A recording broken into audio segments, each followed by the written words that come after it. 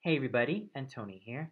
I just came home from watching the Konzerthaus Orchestra with Christian Vasquez on the podium, Claudio Bohorquez on the cello, and of course, one of my most favorite Latino tenors of all time, Jose Cura, singing a few Latino arias and songs.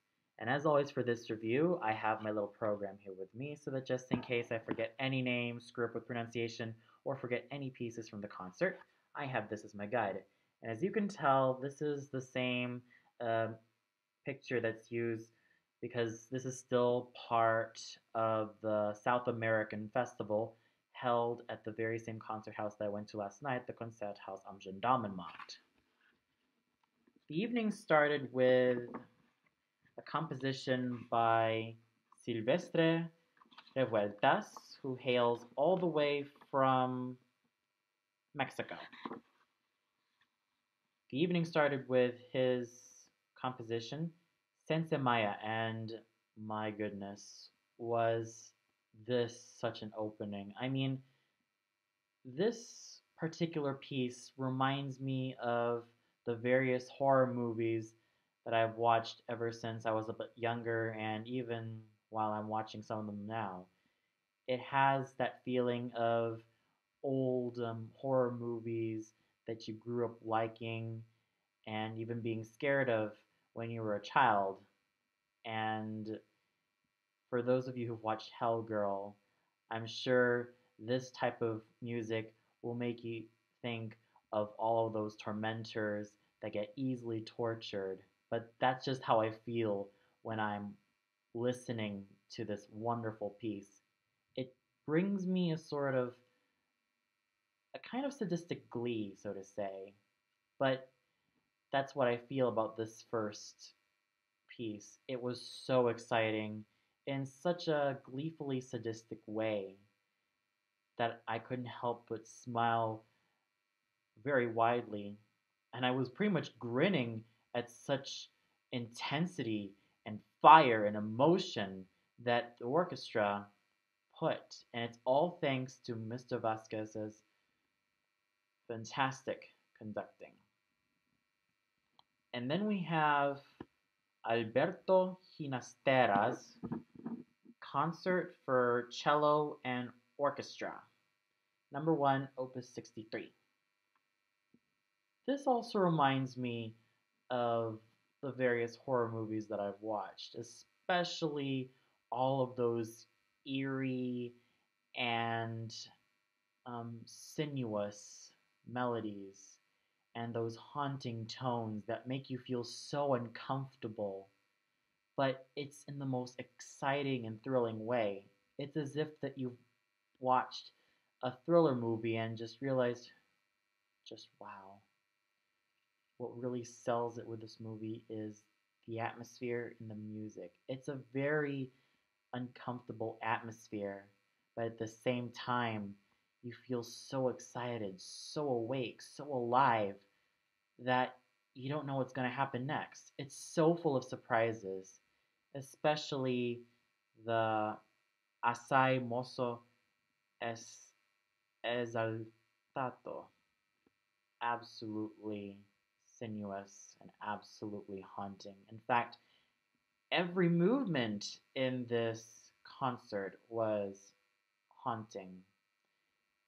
But there was a huge change of pace when I listened to the Papango composed by Jose Pablo Moncayo, who is let me see, who was a Mexican composer, another Mexican composer.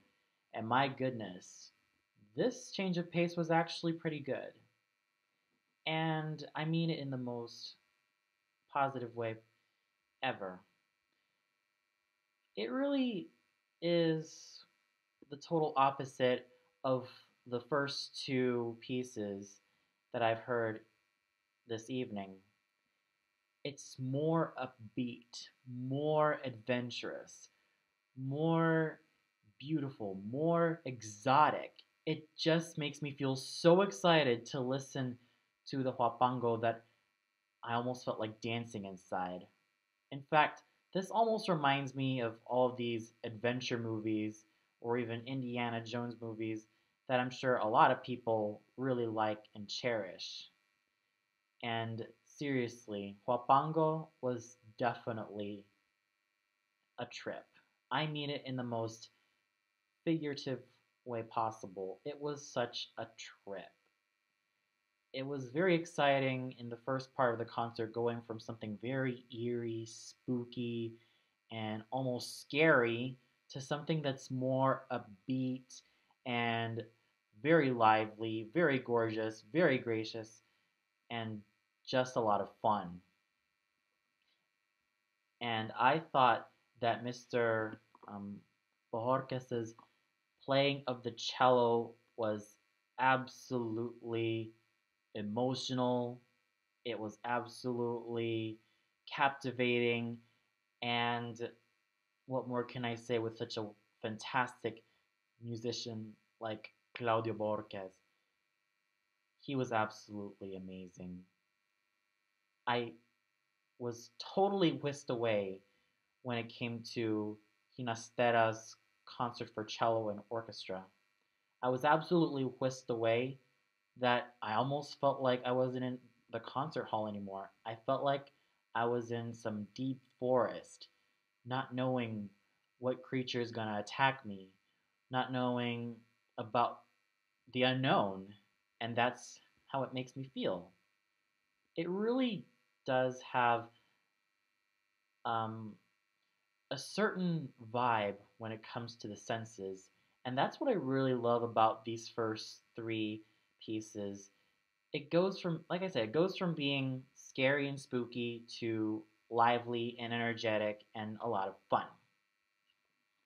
In the second part of the concert, we have Carlos Guastavino's Las Nubes, or The Clouds, and we have three songs sung by the great Latin American dramatic tenor Jose Cura, who is very well known for his appearances in operas by Verdi, such as Otello, Radames from Aida, Puccini, Cavaradossi from Tosca, the Italian and French dramatic tenor roles in general. Hearing his voice in Jardín Antiguo was just heavenly. He was able to invoke that sense of nostalgia and that sense of beauty and deseo. He was able to use his lyrical sounding voice to such emotional heights. His dramatic moment came in Alegría de la Soledad, where he was able to culminate the song with a very powerful high note. And then we have Mr. Vasquez and the orchestra playing the the final dance, or Malambo, which was part of the dances from the ballet Estancia. Basically, they've played the final dance. I don't know what happened. Maybe they probably didn't have any desire to play the first three, so maybe they thought it would be more appropriate to play the last dance since it's more lively and more upbeat. And I definitely felt that. It was just absolutely amazing, and it really tingled my senses in a very fun way. And then we have some other songs by Carlos Guastavino: Violetas, Pájaro Muerto, and Donde Habita el Olvido. I thought that Violetas was sung very beautifully by Mr. Cura, as in it invokes such loneliness and such um, fear, yet it's so beautiful, yet it's quite heart-rendering, quite heartbreaking as well. But Pájaro Muerto was another heartbreaking song that really invokes the fragility of life. and Donde habita el olvido. Very melancholy, yet very somber, yet extremely beautiful. And then we have Jose Cura singing another song, but this time it's by the great Alberto Ginastera, Canción al Árbol del Olvido. I thought it was handled so beautifully, and I thought it was just so mesmerizing hearing Mr. Cura singing such beautiful music. And my favorite part of the concert was Mr. Vasquez and the orchestra playing La Conga del Fuego, or the Conga of Fire. That's what it literally means. I thought it was very energetic. I thought it was very, very fun to listen to. It reminds me of those romantic comedy movies, but not necessarily romantic comedies, but those huge musicals that you would see in Broadway or in Las Vegas.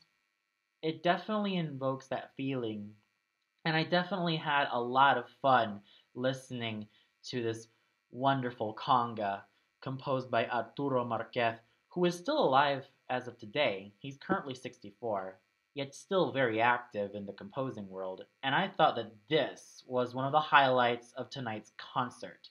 The other highlight is the final song, or the second to the last song of the evening, which was the Intermezzo Epico, which is from the opera Aurora, composed by Hector Panizza. As Jose Cura said before he started this aria, he said that the history of this aria started with the tenor who first sang one of the roles from this opera Aurora. Not only was he having an encore two times, but they wanted him to sing it for the third time. And as time went on, this became the national anthem of Argentina. And Jose Cura basically told the story that ever since he was 7, he was always singing this song because this was basically their national anthem. And he says that he's been singing this for 45 years. By the time he was 6 until he was, well, nowadays he's 51. And there he was singing it. I thought it was absolutely beautiful. I really do feel that it was such an emotional song. And he did mention before he started the aria that it was such an emotional song because little did we know about the Argentinian national anthem. We thought it would be composed by some, patriot or something, but this actually came from an opera and a tenor aria nonetheless. And that's why he kind of made this joke that whenever there are some children who are 7 or 8, they kind of have to be wary of some of the high notes. And he kind of said that they can't really hit the high notes well at that age. And some people who would like to have that toned down end up singing in such a really low basso voice. And that really cracked me up. Who knew that not only is Jose Cura such a great singer and musician and conductor and composer nonetheless, but he is such a comedian as well. And I definitely had a lot of fun listening to what his thoughts were about this aria. That was really a lot of fun. And even after he sang this aria, there were 2 encore numbers by the orchestra and with Mr. Vasquez. I believe that there were like 2 conga numbers, but I don't know what were they composed by, or who composed them, excuse me. I don't know who composed them, but they were definitely another highlight of the evening. Those 2 dance music numbers I definitely felt were very exciting. And overall, this concert was definitely a lot of fun. It was a lot of fun hearing Maestro Cristian Vasquez and the Konzerthaus Orchester and Claudio Bohorquez playing wonderfully on his cello.